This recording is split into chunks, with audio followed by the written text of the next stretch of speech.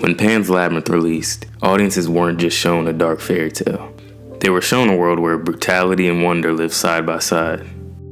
What makes the film feel so magical isn't only its visuals, but how Guillermo del Toro weaves themes of spirituality, sacrifice, and mercy into Ophelia's journey. Her reality, a sick mother and a cruel stepfather, is sharply contrasted with the faun, the fairies, and the mythical trials that reveal her deeper purpose. The film's magic comes from that tension. One moment, the horrors of war and torture. The next, a girl guided by creatures who might be angels in disguise. Throughout the film, spiritual themes are woven into every choice and symbol. The faun and even the insects act like guides or angels, leading Ofelia along her path. When her mother rejects the mandrake root that had been protecting her, she immediately weakens and eventually dies during childbirth. It's a striking moment that suggests what happens when we reject the very blessings meant to help us grow. The slow pan across her mother's bedside, the dim candlelight, and the sudden harsh sound of her pain, all of it reminds the audience how fragile life and guidance can be. Mercy is another theme that gives this story its depth. The doctor risks everything by euthanizing a tortured soldier, knowing it would expose him and cost his life. He chooses compassion over survival.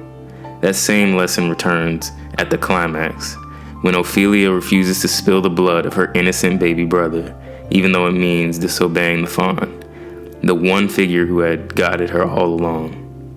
Her sacrifice becomes her final test, and in choosing mercy over power, she earns her place in the underworld, not as a child escaping reality, but as a soul proven worthy. But the magic of Pan's Labyrinth doesn't just come from the fairy tale elements. It also comes from how Del Toro contrasts them with harsh reality. Captain Vidal isn't just a villain, he represents the cold mechanical cruelty of fascism. His obsession with control and legacy makes him as monstrous as any creature in the labyrinth. By placing Ophelia's trials alongside Vidal's violence, Del Toro makes the magical moments shine brighter, because they carry the hope and innocence that the real world tries to crush. Watching the stark, sterile interiors of Vidal's world, then cutting to the labyrinth's rich, organic textures, reminds us that magic exists even when the world seems irredeemable. Del Toro has described the film as a fairy tale for adults, and that's exactly why it feels so unique. Traditional fairy tales often end in happily ever after, but here the magic is bittersweet. The faun is strict, even unsettling, and we're never entirely sure if he's trustworthy. The creatures aren't there to comfort Ofelia, but to test her, to prepare her for choices that reveal her character. Take the Pale Man scene.